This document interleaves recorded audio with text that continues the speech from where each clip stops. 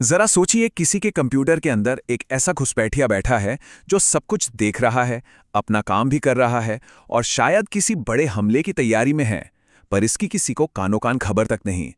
आज हम एक ऐसे ही डिजिटल भूत, एक पूरी तरह से अदृश्य मैलवेयर की कहानी को समझने वाले हैं। कल्पना कीजिए, एक खतरा किसी कंप्यूटर पर यह सब कुछ कर रहा है और सामने बैठे इंसान को इसका बिल्कुल भी अंदाजा नहीं। मतलब कोई पॉपअप नहीं, कोई वार्निंग नहीं, कुछ भी नहीं।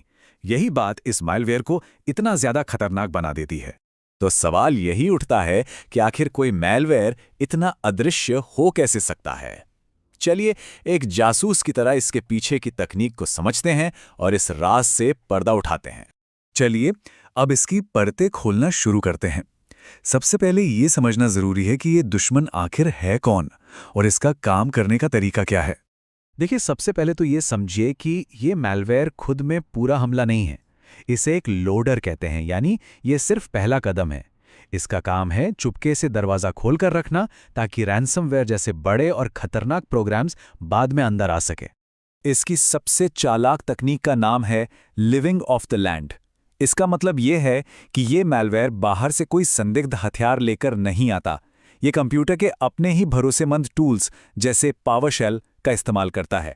ये बिल्कुल उस जासूस की तरह है जो किसी के घर में घुसकर उसी के सामान से उसे नुकसान पहुंचाए। अब देखते हैं कि ये पूरी चोरी की योजना कदम दर कदम, मतलब स्टेप बाय स्टेप काम कैसे करती है। आप देखेंगे कि इसे कितनी सावधानी से डिज़ाइन किया गया है। ये पूरी अटैक चेन बहुत ही चालाकी से बनाई गई है। सबसे पहले एक जावास्क्रिप्ट फाइल बिल्कुल चुपचाप चलती है। फिर ये सिस्टम में एकदम साधारण नाम की फाइलें बनाकर छिप जाती है। इसके बाद ये गिटहब जैसी भरोसेमंद वेबसाइट से कनेक्ट होती है ताकि किसी को शक न हो। और फिर आता है धोखा। एक MP3 फाइल डाउनलोड होती है जो असल में एक खतरनाक स्क्रिप्ट होती है। अपनी जगह पक्की करने के लिए ये कई टास्क शेड्यूल कर देती है और आखिर में हमलावर को एक छोटा सा मैसेज भेजती है, मैं अंदर आ चुका हूं। हमने ये तो देख लिया कि ये क्या क्या करता है, पर सबसे बड़ा सवाल अब भी वही है, ये सब करते हुए ये छिपा कैसे रहता है। चलिए इसके छिपने की इस कला को थोड़ा और गहराई से समझते हैं। इसका सबसे बड़ा राज है एक कमांड, हिडन विंडो। इसकी वजह से मैलवेयर जो कुछ भी करता है वो स्क्रीन पर दिखाई ही नहीं देता। मतलब सामने वाले के लिए तो सब कुछ नॉर्मल चल रहा है, लेकिन पर्दे के पीछे ये मैलवेयर अपना पूरा खेल रच रहा होता है। ये एक बहुत ही पुरानी लेकिन आज भी उतने ही असरदार चाल है। एक खतरनाक स्क्रिप्ट को .mp3 जैसा नाम दे दिया जाता है। अब भला एक म्यूजिक फाइल पर कौन शक करेगा। ज्यादातर लोग और यहां तक कि कुछ सिक्योरिटी सिस्टम भी इसे नजरअंदाज कर देते हैं और बस यहीं से हमले का अगला चरण शुरू हो जाता है। और ये मैलवेयर हार मानने वालों में से नहीं है। ये एक नहीं बल्कि पूरे 6 अलग अलग शेड्यूल्ड टास्क बनाता है। इसका सीधा मतलब है अगर कोई सिक्योरिटी एक्सपर्ट 1 या 2 को ढूंढकर हटा भी दे तो भी बाकी बचे हुए टास्क इन्फेक्शन को दोबारा जिंदा कर देते हैं। इसे पकड़ना वाकई में बहुत मुश्किल है। चलिए अब नजरिया बदलते हैं और देखते हैं कि सिक्योरिटी टीम्स इस अदृश्य दुश्मन का पता आखिर लगा कैसे सकती हैं। क्योंकि हमलावर चाहे कितना भी शातिर क्यों न हो, हर कोई अपने पीछे कुछ न कुछ सुराग तो छोड़ ही जाता है। तो इस भूत को कैसे पकड़ें? कुछ सुराग हैं।